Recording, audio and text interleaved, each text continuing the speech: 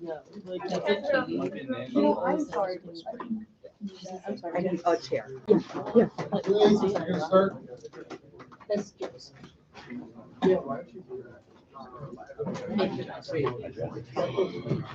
Oh, I'm sorry. Okay, so I was planning to kind of prep for today at noon, and I was here the last hour. So I don't have much prep, so we're just gonna kick off. Hey, welcome to the first week of our second pitches in 2022 fall semester for the AIM program. My name is Domico. I cover international finance, and today I will be recommending HDFC Bank out of India as a buy. First off, these are my junior mentees. This is Maria and this is Charlie. And their work can be found in the appendix of my write-up.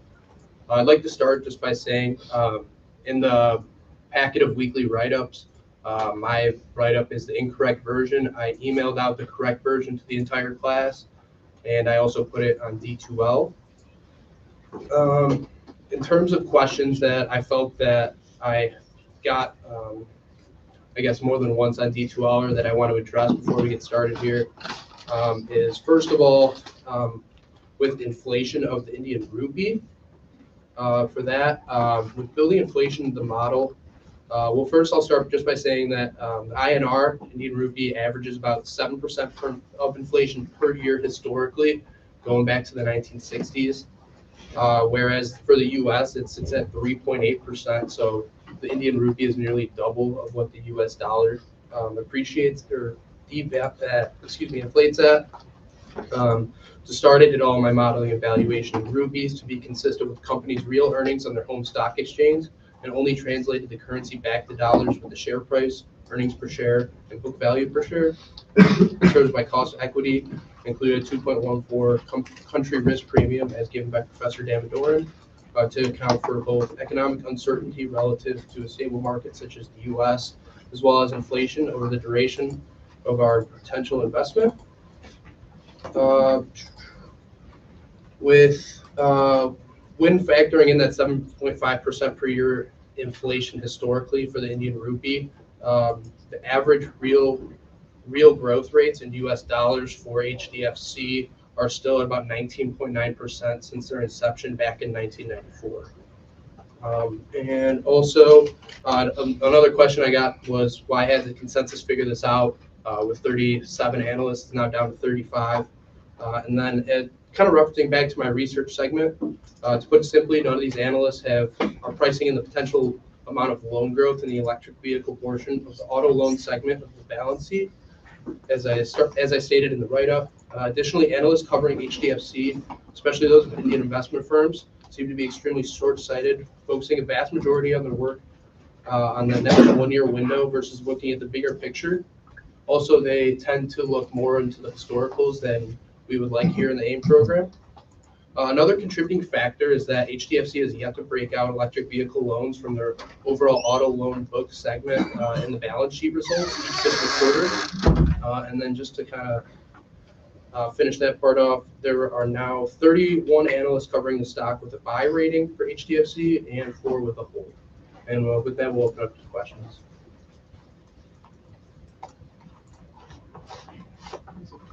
Hi, Aiden. My question is about, so you're kind of like the first one to use like live resources. So could you kind of talk about like how you found the person that you talked to and like, contacted them, and then like what questions you asked them?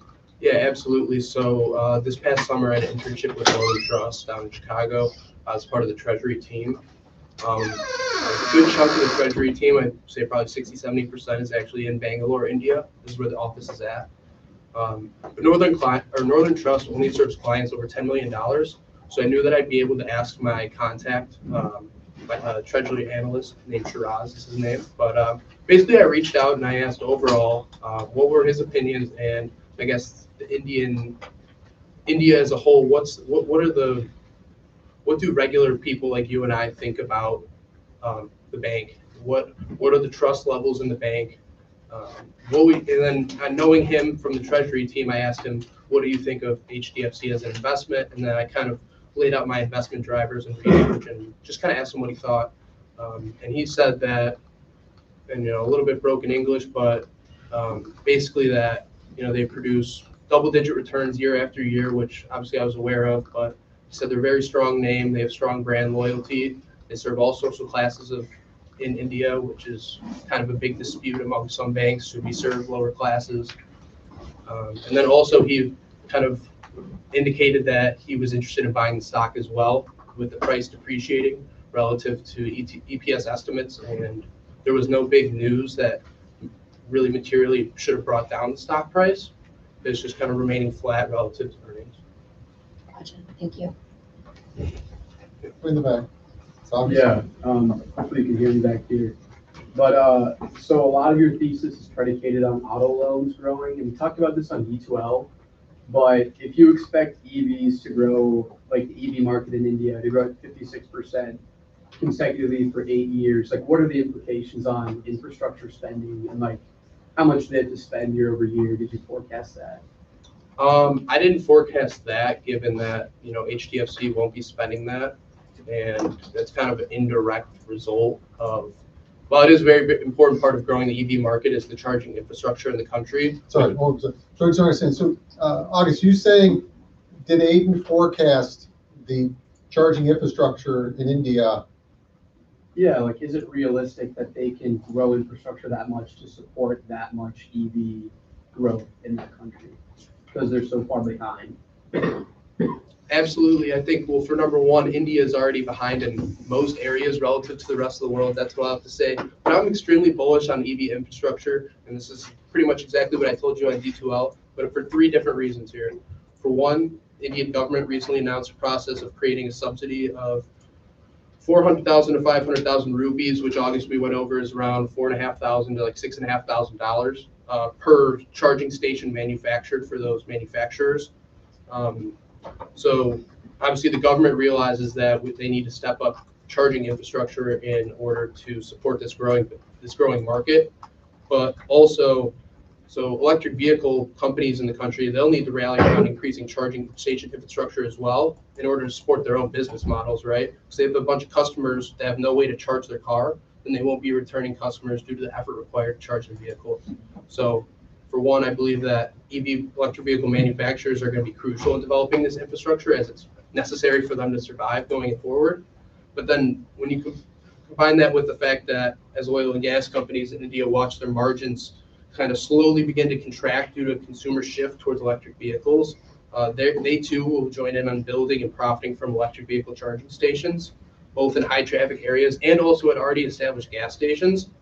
And then I was talking about that subsidy that the government is creating, and oil and gas companies are allowed to participate and receive that subsidy to build their own electric vehicle charging stations. So I think for them and for most companies, it's profits overall. And when you see one segment of profits falling, I think they're going to turn and look at another segment. I don't know if Alex or Joe was first. So Alex next. Well, Joe can go. Joe. All right. I asked on detail about the interest rate risks in the reality. You mentioned one of your mentees were on that. I was curious to hear that answer and hear from your mentees. Yeah. I mean, if you guys have anything to share on interest rate risk, feel free, and then I can touch on it afterwards. What was your question? And so real quick, I just wanted, so we haven't done this yet. This is the beginning of the second half of the semester. So just so you guys know, some of the mentees have come to me quite concerned. They're like, well, what do I have to talk about? I said, look, I've asked you to do a very clearly defined part of the research report, namely this part in the appendix on things like Porter's forces, moats, and so forth. And by all means, if you have a question you want to ask about that, you can ask all you want. But I did not ask the mentees to learn everything about this company and understand all the research that's been done by the senior analysts. So it's for a lot of reasons. And if you guys want to talk, we can go to my office afterwards. I'll tell you a whole bunch of reasons why from learning theory. It doesn't make sense to have them spend all that time becoming experts on these companies. So just be careful that if you are asking the mentee or junior analyst, the question, just make sure it pertains to that particular part of the report. Is that your area? You asked me. Yeah, I believe on detail you said that your mentees had covered a little bit on the interest rate risk. Yeah, they covered the risk, but I could touch on it a little bit. Yeah. So interest rate is a risk for a bank, right? It's not going to be the fact that rates are hiking or being cut. It's the speed with which that the central bank decides to do those rate hikes and those rate cuts, right? because when a central bank cuts or raises rates, right, you have deposits which you pay money off, that's an expense, and then revenues, which is interest received from loans. So you've got deposit accounts which reprice pretty quickly, right? Because that's just clerical changing a number in a computer and what's being paid out to customers. On the flip side, with loans, where you're making a big chunk of your money, and this goes for any bank too, not just HDFC. You've got fixed loans with fixed interest rates, and loans with variable interest rates. Right, those variable interest rates are going to be better at repricing more quickly compared to when those rates are hiked or when they fall. And then when you've got fixed rates, you pretty much have to wait for the life of the loan to expire in order to get a more competitive rate, be earning more if rates are hiked, and then less if. So basically, the risk would be if rates are cut, that means that pretty quickly that means that loans, we're going to be making less on loans relatively than, or excuse me, I'm misspeaking. If rates are hiked, right, meaning we can charge more for interest, but we're not with the loans that we already have. We're making less money than we should be, versus when rates are getting cut, we're making more money than we should be with our fixed term loans. So I think that's just kind of more of a general risk for banks in general, not just HDFC specifically. But yeah. I think Alex was next. Yeah, great job, Aiden. I'd first like to commend you.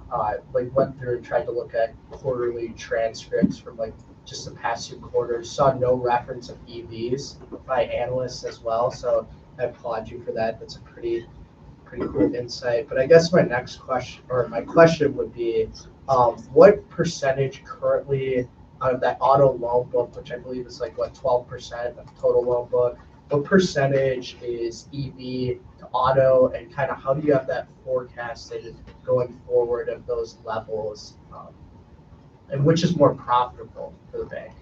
Yeah, so with what I was saying during my introduction about the company not breaking out yet electric vehicle loans into its own separate segments so that we can kind of analyze how that's growing as a portion of the auto loan book.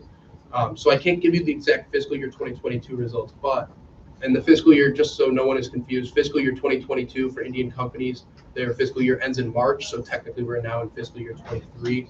But auto loans, I expect next year for them to represent about a little bit around 1% for 2023, right? And then growing and going forward based on the growth of the overall Indian electric vehicle market.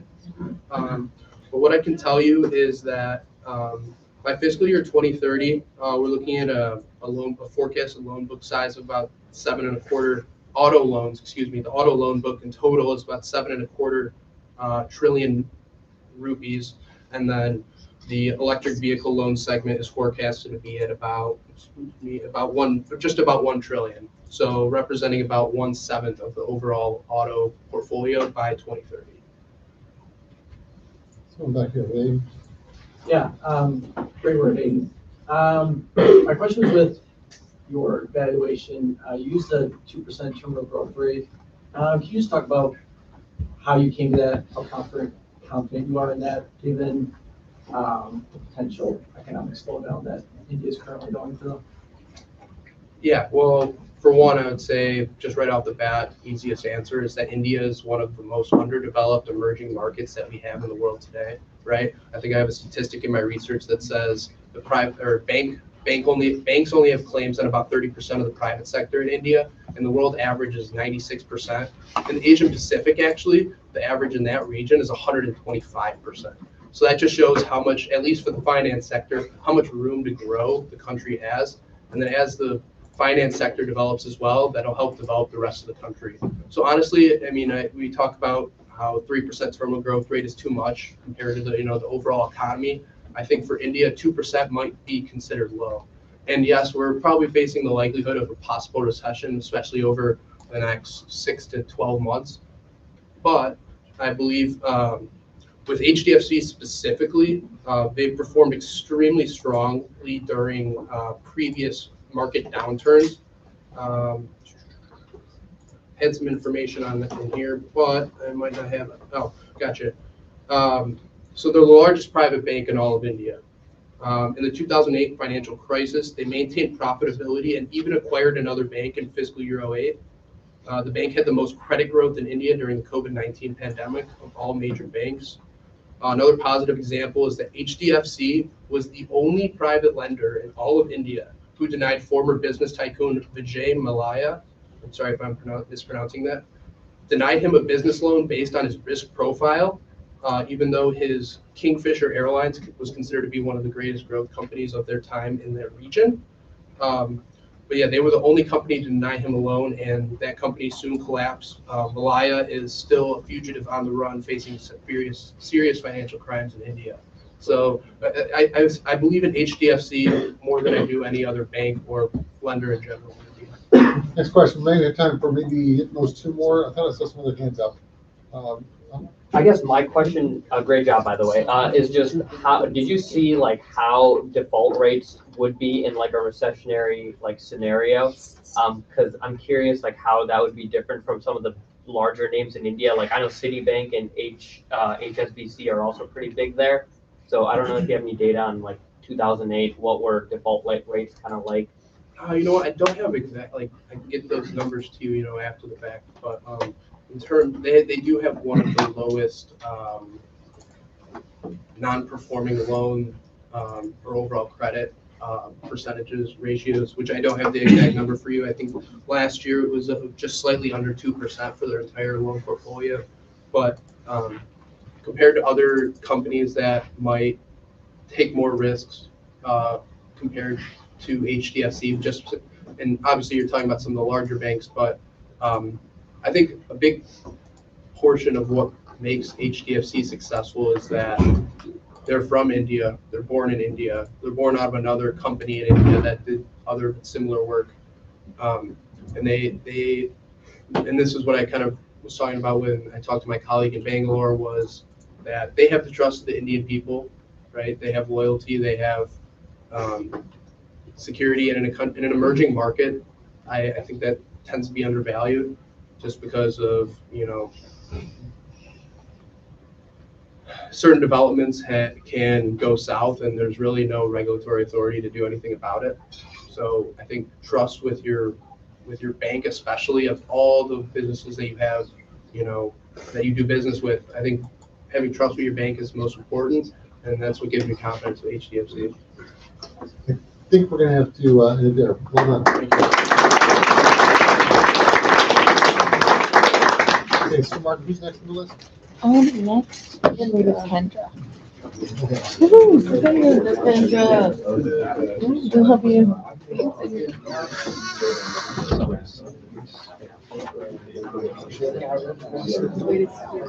No, it's fine. I'll be fine.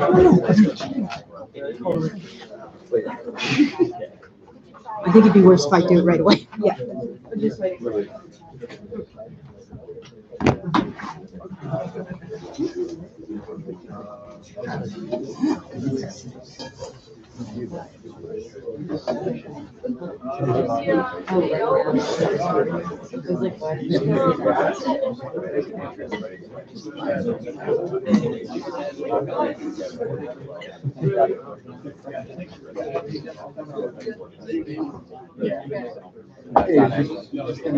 All right. Okay, so let's get started. Hey, folks, just stay on schedule here. We'll go through a handful of Kendra. Hi, my name is Kendra Preissner. I'm a senior in the AIM program, and these are my mentees, Chris and Kenny. And today we will be presenting Vericel Corporation, which is essentially just a biotech company that does most of its revenue in the United States. It's looking to expand to the European and international markets with their up-and-coming drug Nexobrid. However, that still needs to go through FDA approval. In addition, we also have their current product, Smasi, which deals with kind of like knee implants and helping with the tissue and regenerating that, especially if you ever get like a knee surgery or arthritis and you have like stiff cartilage there. They can kind of take that out and then rescaffold it using your own cells and then place it back in. And then the next main product that's currently in the market is Epicel, yeah, sorry, it's Epicel, and then that is a humanitarian aid device currently through the government, and it essentially helps like with burn care victims and dealing with the skin and allowing them to properly heal. And yeah, from there, we didn't really have too many extensive questions aside from why I used a revenue multiple. And the main reason I used a revenue multiple for this company is because they have a lot of up and coming revenue. They have yet to be profitable except for 2020. However, they were positioned to be profitable in 2021, but there was a whole thing with COVID based on the amount of procedures they were doing, which slowed down because they were considered elective surgeries. But beyond that, we have the company positioning for growth. That's why we use an EV to revenue multiple to account for that, as well as benchmarking ourselves against sell-side reports who also use either EV to revenue, or EV to EBITDA. So beyond that, I'll open up the floor to questions. Chris. Hi Kendra, nice job. Could you touch on why your beta is so low? Yeah, absolutely. So I did a calculated beta, and that came out to actually be 0.22. And then I also looked at the industry beta according to Demoterin, and that came out to be 0.85 for domestic biotechs. So it doesn't really fully follow the market, which is good, and that's partly why I picked this company, just because I feel like the market's going to continue going down, and I want a company that's kind of not going to follow the same stream as the overall market. And then I just took the average between the calculated and the industry. But if you go into my model, you can also set the beta to be the industry beta of 0.8 and 8.5, and then you'll see that there's still upside of $42 versus $44. Good questions. Well, just like to continue on that, I'm just kind of confused because I know on like FactSet and like Refinitiv, it has it at like 1.5, like a lot higher. So like what happens to your model if it is a lot higher? Just seeing that this is also like a biotech. Yeah, absolutely. I can run those numbers. I didn't use FactSets just because I calculated my own 3-year beta, but I can get back to Yeah, you. I guess I'm just confused why they're so different. As for why FactSet calculated theirs to be so high, I'm not really sure. I wasn't able to like look into that and find any data on why they personally calculated it to be so high. Okay. This goes to Kendra. I noticed that you guys are a 100% equity. Do you think they're ever going to take on debt in the future? As of right now, they have quite a few contracts. Some of them are with companies that are like, not companies, but like organizations that help fund their company directly. So some of it's private equity, things like that. And as of right now, I know their funding is really strong. I don't think within the next 12 months they'll be taking on any debt. And within the next 2 years, possibly, but it'd definitely be a smaller amount than anything that we'd necessarily have to be worried about. Awesome, thank you. Yeah, see, there's a big EPS revision downward in February of this year. Can you just talk about what happened there? Yeah, absolutely. So are you talking about from consensus? Yeah. Yeah, as I was mentioning before, a lot of the procedures, mostly Mossy, they're driving about 70% of their revenue from that product alone. I'm not worried about the exposure to that product because they're talking about expanding their contracts. However, there was huge revision because it was an elective surgery. It wasn't necessarily something like if you were getting a heart stent or something. And those majorly were drawn back on revisions during COVID because people, whether it was doctors or the clients, weren't willing to get those procedures, especially because restrictions on if you could even go to the hospitals or surgeons who were qualified to do it. Sorry, just pause for a second. These are two, if it's just simply, it was COVID, I think we get that. You said February of this year? Yeah. So which is it? So we have, I think you can reach out right here, right? What's the ticker? VCEL? Unless you run, August, do you have it running? I do, yeah. What, was it February of this year? Yeah, late February of this year. Yeah.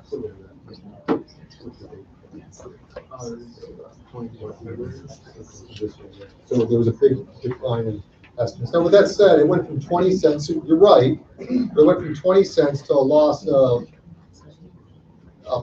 15 cents. So it's a big move, but it's kind of around zero. And we could go into, I'm always hesitant to try to use this as a kind of a teachable moment in the middle of someone's pitch, but there's definitely something we can talk about maybe afterwards as a class when you get a company that's real close to zero.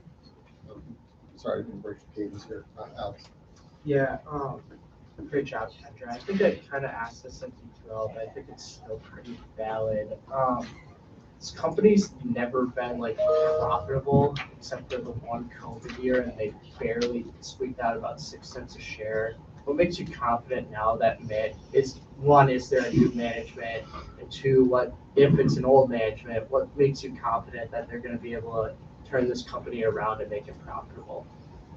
Yeah, actually, I know my mentees can talk on management a little bit, and then I can build off of their continuing your question. So if you either do want to pick up on management. Sure. I can just say one quick thing about management.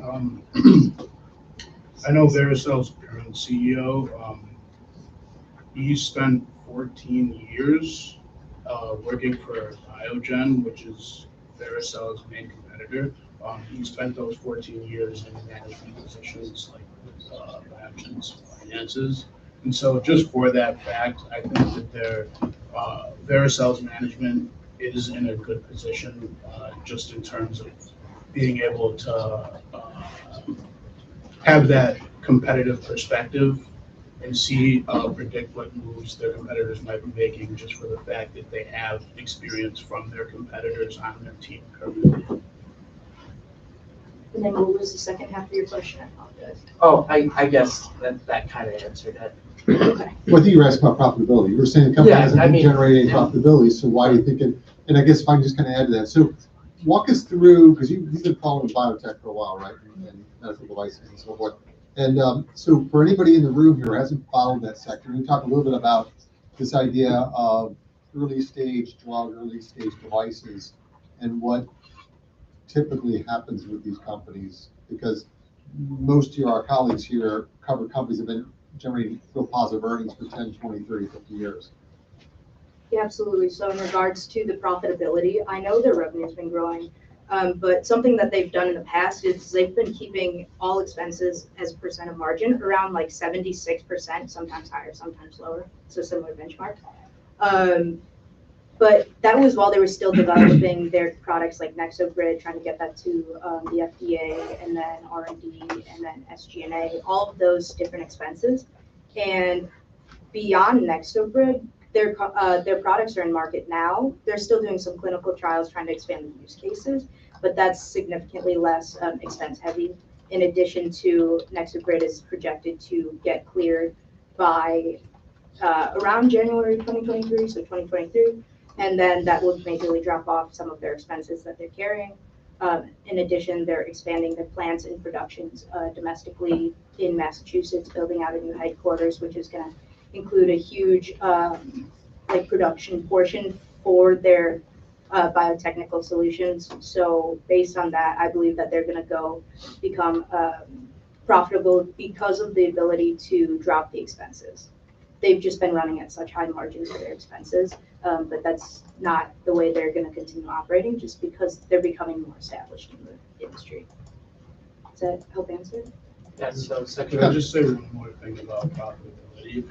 So with their second most profitable product, Epicel, Epicel is the only FDA approved large scale skin replacement procedure on the market right now.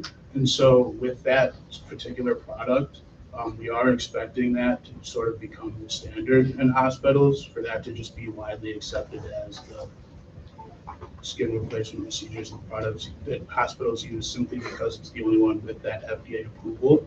So with that, it is very much kind of just a wait and see scenario. All it really takes is other hospitals catching on and starting to use that procedure, because it is the only one in the market. So in the foreseeable future, we expect a lot of revenue growth from that product in particular. Great. Could you talk a little bit about, so kind of similar to what you were just saying, how did you price out, or how did you figure out the revenue, since you couldn't find how many people had burns? How did you kind of piece that together? Yeah, absolutely. So that's going to be in my model that I included in the D2L page. But I was able to find the pricing of the procedure, and it costs $13,000 to get only 1% of your body resurfaced. And people in most of the clinical trials had up to upwards of 30%. So I kind of did a backwards revision, finding the total addressable market of the burn care market, not necessarily person-wise, but in a monetary sense, and then working backwards to try and see the amount of percent of body resurfaced, and then going from there and go from that. For that, did you just take the US market? Yeah, because as of right now, it still only is in the US. Okay. And then I know you said that they were expanding, but at like any point in your model, did you like put in like a different market, or is your model all US? As of right now, it's just in the US because they previously were abroad in the EU and international markets. But as of 2014, they revised that and brought it back to just domestic because of unfavorable pricing. Okay. So I wasn't sure, and I didn't want to. Yeah. No, that makes sense. Thank you. I think we have time for one more question. So I know you just talked about total addressable market, but what's the actual attainable addressable market that your company has, and what's the penetration that they've done? Like, what's the attainable market to the total addressable market? Yeah, absolutely. So you're asking the total attainable market versus total addressable market. And as of right now, in 2021, so the year that just passed, I have the TAM for the total addressable market of $200 million. But the burn care market size was estimated to be $2.3 billion. So then I also had them capturing only 1.6% of the estimated total addressable market, which is significantly smaller than the 2.3. And then that comes out to about $41 million in revenue. Does that answer your question? Yeah, sure. Thank you. Great, thank you.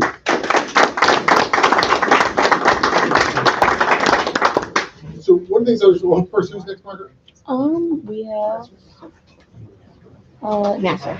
Matt, is Matt? Was it Matt or Matt? Nasser. Matt, okay. So one little quick thing, folks. So I'm not saying that this is the case with this stock. Nasser.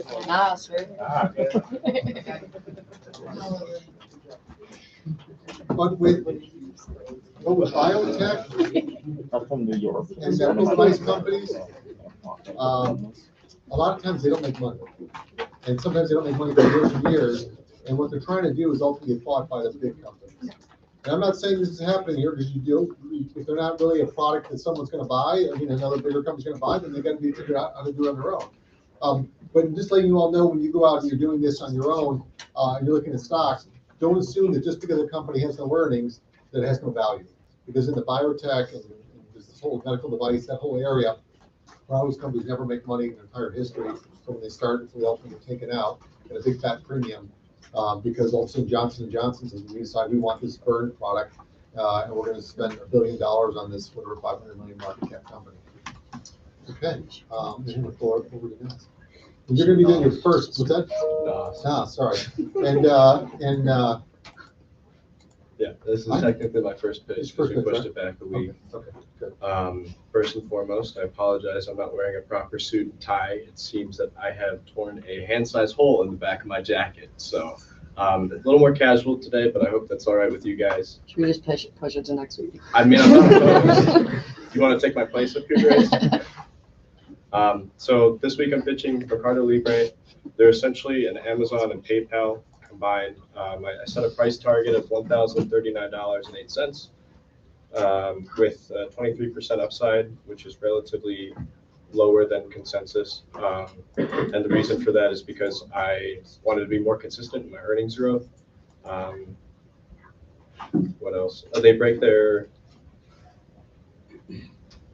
They break themselves off into two revenue segments. So there's their marketplace revenue, which is the Amazon side, if you will, and then there's the fintech segment, which is more so like the PayPal side. Currently, the marketplace revenues take up 60% of total, and then fintech is 40% of total. And then fintech is broken up further into on and off marketplace. So you have on marketplace, which is just transactions within the MeracoLibre ecosystem, and then off marketplace is generally payments used through cards, e-wallets, QR codes, MPOS systems, just off the marketplace essentially. So, yeah. Questions, comments, concerns? August. I guess. Could you just explain No. your sentiment analysis a little bit? Absolutely. So Your what? my sentiment analysis. So I wanted to do something a little different from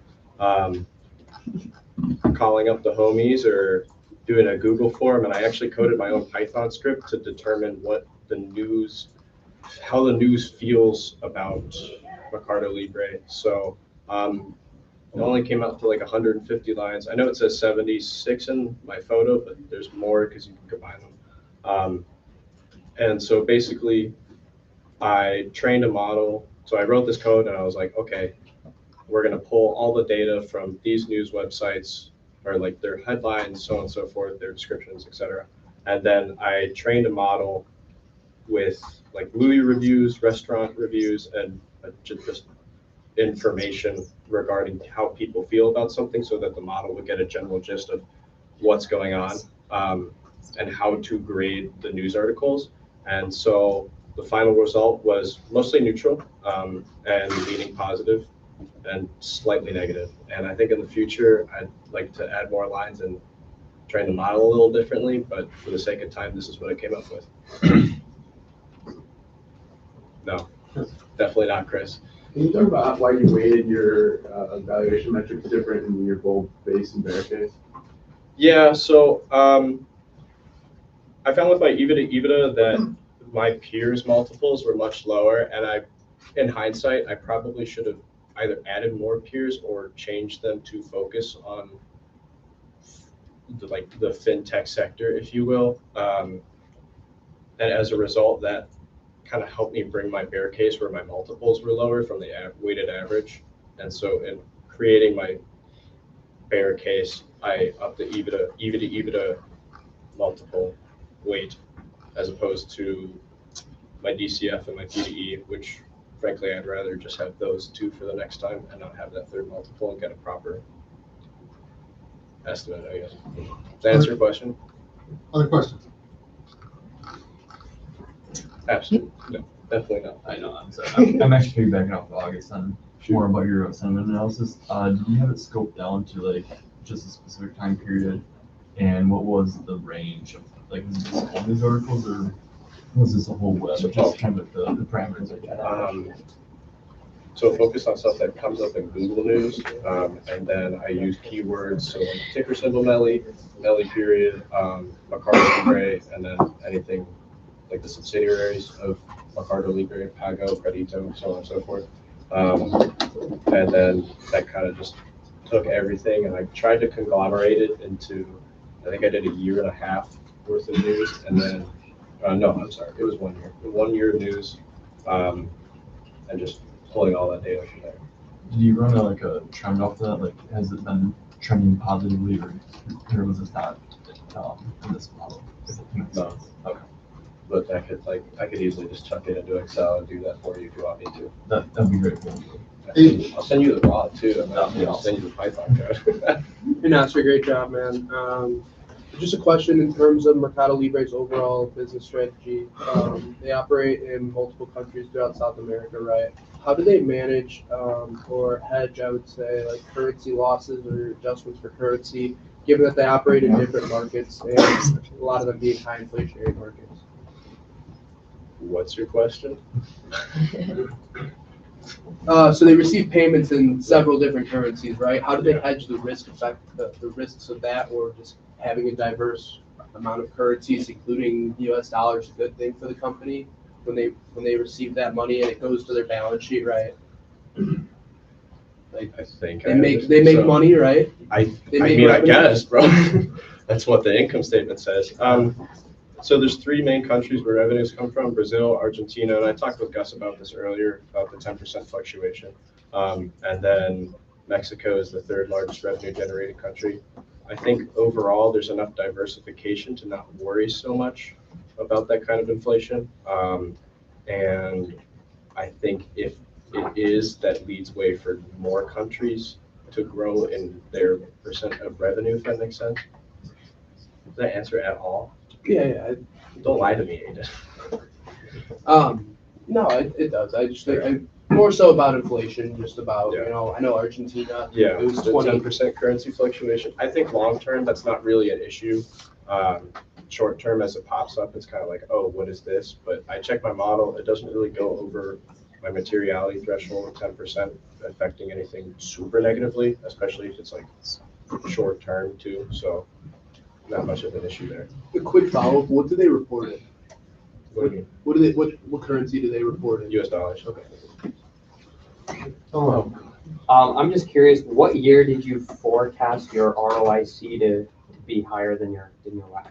Came out to Q2 2024. Oh, okay. Oh, I'm sorry, 2023.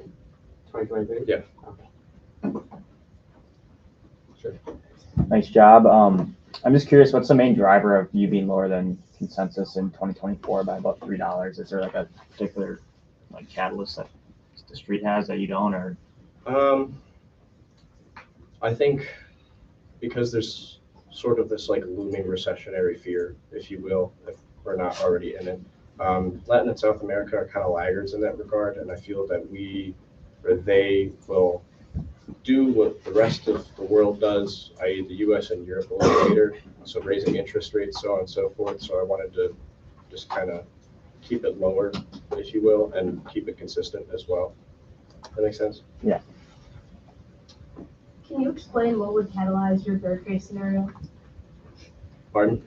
Can you? I'm sorry, I'm like so deaf. No, sorry.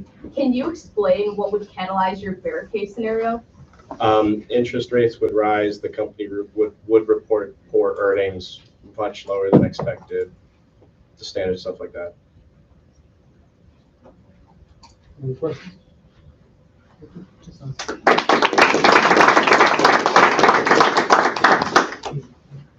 While I'm thinking about it, so Matt's next, right? Yeah. Okay, great. So while I'm thinking about it, for all the seniors who are here, did you fill out the quantitative assessment today? You guys know about that? Sent an email yesterday morning about it. Get some thumbs up, hands up. How many seniors filled out the quantitative, the Likert scale, 1 to 10? How many of us did it? Yeah, how many filled it out? I did it in Yeah, class, okay. I'm not gonna lie. Okay, cool, awesome, good. So I just want to make sure you're doing that because when I give the feedback back to the people who are presenting today, if someone says, why did only 10 students reply? I'll be like, I don't know, because I mentioned it, I emailed it, I talked about class. So if you didn't fill out the quantitative response, because it's new, it's something we've never done before, please make sure you do that today. Yeah, I was gonna ask when that's due. Well, ideally, what you would have done when you were looking at the, there's no, I guess, technical due date this week because I just started it. Going forward, I want it done by the time you're done evaluating the. Like writing your questions? Yeah, makes it, as I showed the video, for those of you who able to see the video, apparently some of you were blocked from it. But I just said, have on your left screen your discussion post, the discussion post we're reviewing. On the right screen, have the quantitative thing, and just fill them both out at the same time. Do we do a pause when it's our week? Yeah, so don't fill out yourself in terms of the quantitative feedback. I know we do that in 4080, but this is not one of those situations. So, what's yours? My name is Matthew O'Brien. I'm a senior in the A program. How I came about this company is I was looking for strong revenue growth along with low. Sorry, a second. Hey, folks, let's give Matt the respect that you guys would want if you're standing up here. Go ahead. I was also looking for impressive growth margins, gross margins, along with net margins. My price target came out to be $11.99 based on a 7.37% WACC on a 7-year DCF and a market valuation relative to PE of 18 with a 40% discount. And with that, I'll open up to questions. Hey Matt, really nice job. I asked this on D12, didn't really get to see the answer, sorry. But in your write-up, you talk about the used car loan market is less than 1% penetrated. My question was just what does Open Lending plan on doing differently than both past and present competitors in the space? So Open Lending Corp is a pretty unique company as in what they do. So they analyze risk for different consumers on their auto loans. So auto lenders will then use Open Lending Corp services to analyze the most profitable rate Currently, there are no known competitors to Open Lending Corp. However, this 1% penetration is based on 4.3 billion in loans serviced from a 250 billion opportunity with their credit score range that they look for. Chris? Kind of just looking at the G10 chart, it seems pretty much since it's about a year ago, they've only had downward revisions in EPS. Where it kind of just from, and why do you see it going up from here? So in 2021, a lot of analysts came out with price targets of $40 to $50, which was unsustainable given their earnings at the time. A lot of analysts revised their revisions after management came out in the third quarter of last year and said that they expect lower demand than they previously expected. Currently, I think it came down to a price that's much more fair. I don't necessarily see as much downside as I could upside, as I think they're growing with getting more lenders to use their services. And as more borrowers come into the credit range of 550 to 700, auto lenders will definitely see demand and use with Open Lending Corp services. Yeah. Oh, sorry. Yeah, but they had their hand up. So I see you have 60% upside, but are pitching a hold. Could you just kind of walk us through kind of your thought process on that? So I'm uncertain how Open Lending Corp services are going to be in demand over the course of the next few years. While I see that their growth from their lenders and OEM, they're definitely growing. So I could see the fair valuation currently being a 60% upside. However, I'm just uncertain how severe this recession will be and how long it might last and how it could possibly impact this company. No. Yeah, kind of going off of what Ryan was asking, in particular, I know lending or open lending kind of serves like that near prime to kind of subprime range of consumer. When do you think they're going to come off the sidelines per se and enter back into the market? I know the president and CEO of the company said they're forecasting late 2023, early 2024. Where's kind of your target point on when this really big target group of consumers is going to re-enter the market? So Open Lending Corp services aren't directly to the consumers. The auto loan demand is always going to be there. There's always going to be cars in need. This is more for the lenders on whether or not they want to analyze risk on their clients. So risk analysis is always going to be necessary. There may be a lower demand. I'm not sure what you mean by exiting or leaving the market, as in the near prime. Like entering, like re-entering, because like there's been a slowdown, right? So like when do you forecast to kind of re-enter into the market? I would just forecast when the economy starts to look healthier and overall growth in the economy. So perhaps late 2022, 2023. Yeah, this is a more rudimentary question, I guess, but could you just explain how they make money from like their three main revenue segments? Yeah. So for every loan they offer, they receive a program fee, which is 2 to 3% based on the initial loan amount. They then receive an administration fee that is a fixed percent. So they receive about 65 from the program fee, about 450 from the admin fee, and then a majority of their profits come from, or their revenue come from profit share, in which they receive a fixed percent of monthly underwriting profits that their auto lenders write, and that's where they receive 72%, or about $650 on a per loan basis. Any questions?